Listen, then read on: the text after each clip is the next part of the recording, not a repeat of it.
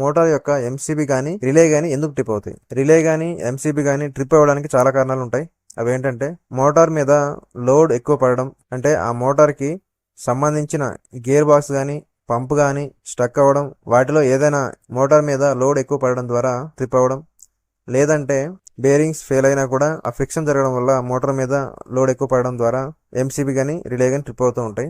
రెండవది wiring fault అవ్వడం ద్వారా, ఫాల్టీ వైరింగ్ ఉండడం ద్వారా లేదా వైండింగ్ ప్రాబ్లం ద్వారా కూడా షార్ట్ సర్క్యూట్ అయ్యి ట్రిప్ అవ్వడం అనేది జరుగుతూ ఉంటుంది. తర్వాత ఫేస్ ఫెయిల్ అవ్వడం ద్వారా, అంటే ఒక ఫేస్ ఫెయిల్ అయ్యి లేదా ఒక ఫేస్ కట్ అవ్వడం లేదా బాడీకి టచ్ అవ్వడం ద్వారా కూడా మనకి ట్రిప్ అవ్వడం అనేది జరుగుతూ ఉంటుంది. మోటార్ లేదా పంప్ మిస్అలైన్మెంట్ కూడా జరిగి ఆ బ్యాలెన్స్ అనేది కరెక్ట్ గా అవ్వక లోడ్ పడడం అనేది జరుగుతూ ఉంటుంది. దాని ద్వారా కూడా ట్రిప్ అవ్వడం జరుగుతుంది. రిలే గానీ ఎంసీబీ గానీ రాంగ్ సెలెక్షన్, అంటే ఆ యొక్క మోటార్ రేటింగ్ కంటే తక్కువ కరెంట్ రేటింగ్ ఉన్న ఎంసీబీ గానీ రిలే గానీ వాడడం ద్వారా కూడా ట్రిప్ అవుతూ ఉంటాయి. రిలేలో తక్కువ సెట్టింగ్ పెట్టడం ద్వారా కూడా ట్రిప్ అవుతూ ఉంటాయి. కాంట్రాక్టర్ కానీ లేదా రిలే కానీ చెడిపోవడం లాంటి కారణాల వల్ల కూడా ట్రిప్ అయ్యే అవకాశం అనేది ఉంటుంది.